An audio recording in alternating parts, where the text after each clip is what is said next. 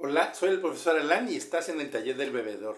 Este es un espacio educativo donde platicamos de diferentes temas, pero siempre relacionados con las bebidas alcohólicas.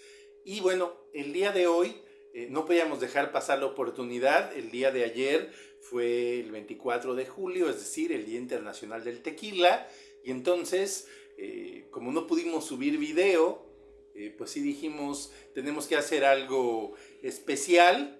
Digo, el tequila es una de las bebidas alcohólicas más importantes, entonces obviamente le interesa al canal. De hecho, si se han dado cuenta, para los que han seguido el canal, la última semana lo único que hicimos en los shorts fue básicamente subir pura información de tequila, ¿no? Diferentes aspectos como para ir, digamos, contextualizando este video. Ya hablamos de diferentes tipos de tequila, entonces si no han visto los shorts, pues pueden ir a esa parte del canal. Entonces el tema que vamos a estar hablando va a ser cómo se elabora el tequila, ¿no? Entendiendo, por supuesto, que cada casa tequilera va a tener como sus propios procedimientos, va a tener los nombres específicos para cada procedimiento.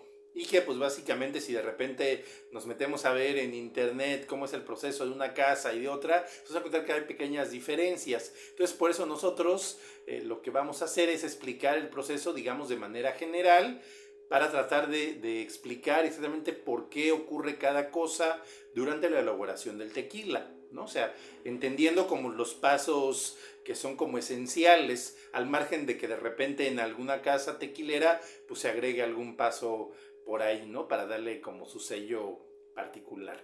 Entonces, bueno, lo primerito que tenemos que tener en mente es que para elaborar el tequila necesitamos un tipo de agave específico, que es el agave azul, ¿no? El nombre científico de esta planta, para no caer en el equívoco, es agave tequiliana.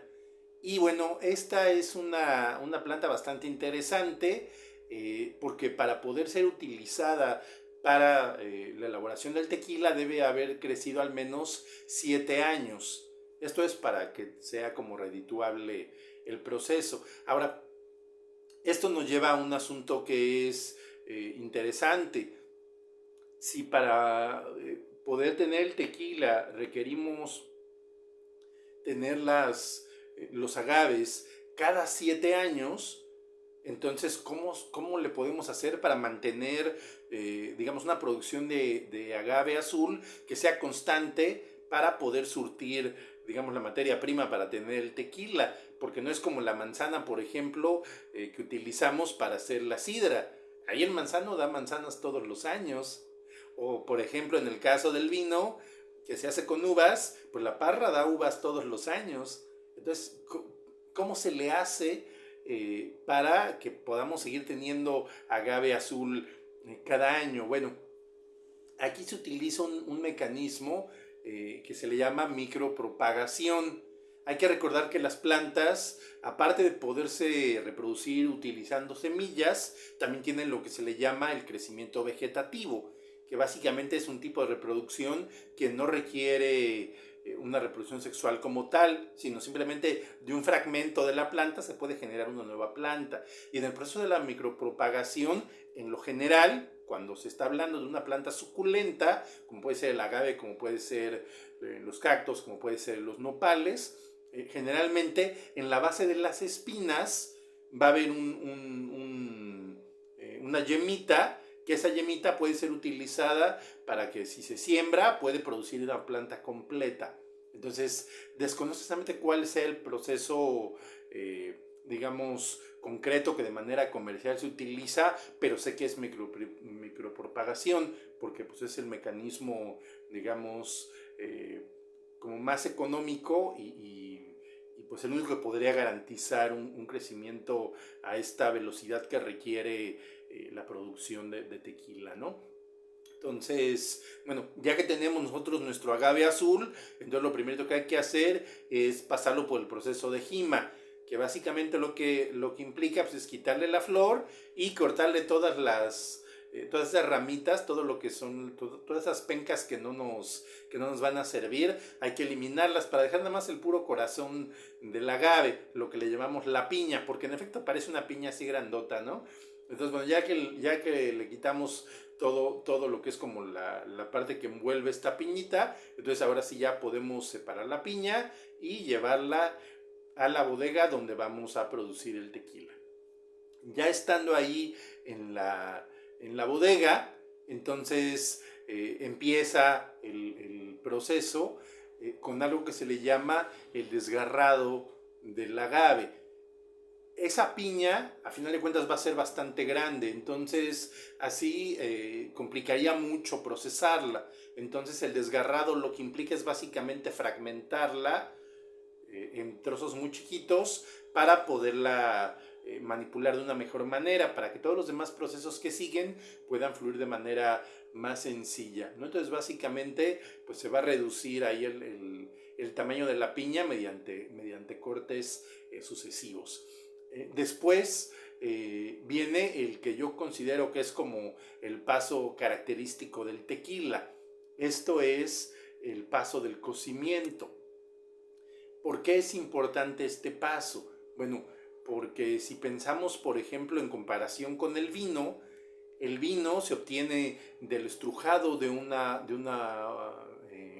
fruta, en este caso la uva. Pero el caso particular del tequila no es una fruta de donde se obtiene, se está obteniendo pues de la planta en sí, de lo que sería como el corazón del tallo. Entonces, esto va a hacer que químicamente sea diferente a la fruta. La fruta es dulce, tiene el azúcar fermentable disponible. ¿Por qué? Porque básicamente para poder fermentarse un azúcar requiere estar en unidades independientes, ¿no? Es decir, una molécula de glucosa separada, así solita, otra molécula de glucosa separada, una molécula de fructosa separada, ¿no? Los que le llamamos técnicamente monosacáridos, porque tienes una sola molécula.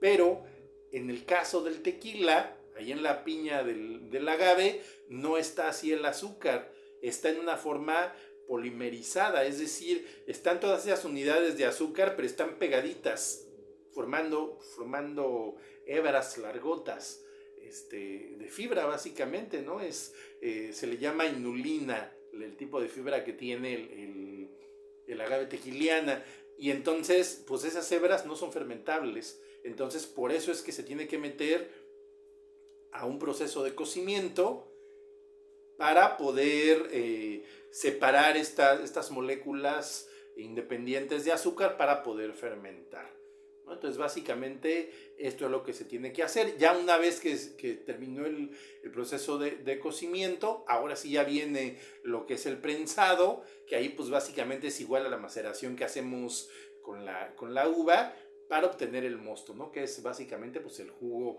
en este caso, del agave, que ya es muy muy rico en azúcares. Y entonces ese mosto, ese jugo de agave, ahora sí ya se puede llevar a lo que es la fermentación. Y aquí pues es una fermentación, digamos, común, ¿no? Donde vamos a utilizar una levadura, generalmente de la especie Saccharomyces cerevisiae, para que produzca el etanol, ¿no? Básicamente lo que va a hacer la levadura es tomar estas moléculas de glucosa o de fructosa, las va a romper en piruvato y el piruvato lo va a modificar en etanol, ¿no? Y de esta manera es como va a ocurrir básicamente la fermentación. Ya una vez que se tiene el tequila, digamos, fermentado, entonces ahora tiene que destilarse. ¿Y qué es la destilación? Es un proceso químico de separación de moléculas.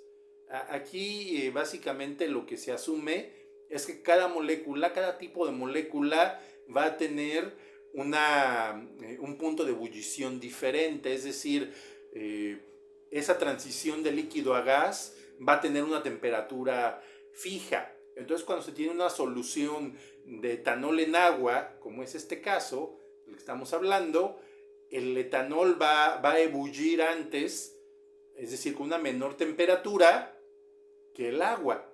Y entonces uno puede, mediante este proceso, separar el etanol del agua, ¿no? Entonces, para esto se utiliza un artefacto que se llama alambique, que básicamente es una olla de presión así grandota, y que va a tener en la parte de arriba un tubito donde se va a ir digamos, juntando todo este vapor de etanol y que a medida que se va, digamos, desplazando por el tubito, se va a condensar y va a terminar goteando en el otro extremo del alambique, ¿no? Entonces ya así separamos el etanol del agua, ¿no? Generalmente la destilación que se hace en el tequila suelen ser 2 pasos, ¿no?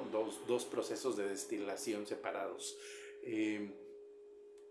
El siguiente paso, sí, aquí ya empieza a haber diferencias dependiendo del tipo de tequila que es. Si es tequila blanco, pues ya en esencia saliendo de la destilación se va a filtrar y se va a corregir la concentración de alcohol que se requiera. Básicamente lo que se hace es que se le agrega agua desmineralizada para terminar con la concentración de alcohol que se desea. A este paso algunos lo llaman ensamble o mezcla. Y bueno, ya de ahí ya quedaría listo para embotellarse. En el caso del tequila reposado, saliendo de la destilación se va a llevar a la barrica de roble para que ahí repose, ahí madure, adquiera este sabor característico, este color ambarino que también caracteriza al tequila reposado.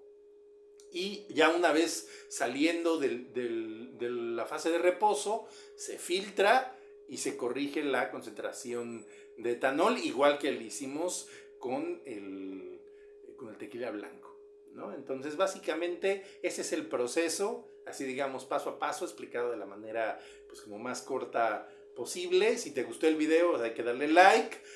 Si tienes alguna duda, alguna pregunta, lo puedes hacer ahí abajito en los comentarios. Puedes compartirlo también si consideras que a alguien le puede resultar interesante esta información. Y por supuesto, si te quieres suscribir al canal, pues también puedes hacerlo. O invitar a otros también a que se suscriban. Y solamente nos resta recordarte que también el tequila hay que beberlo con moderación para que podamos seguir bebiendo.